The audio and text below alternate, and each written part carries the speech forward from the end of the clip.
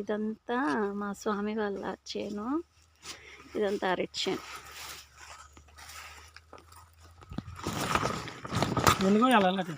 రెండు చాలు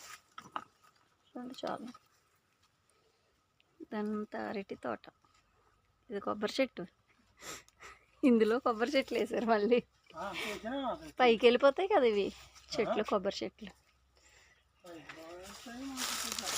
అరటి చెట్లకి ఇంకా ఇది అవ్వదు. మా స్వామి చాలు స్వామి, చాలు స్వామి. ఎందుకు మా వైజాగ్ తీసుకెళ్ళాలి కదా, ఇక్కడైతే అనుకోవడానికి. అయ్యి బాబాయ్, నేను ఎలా పట్టుకెళ్తాను?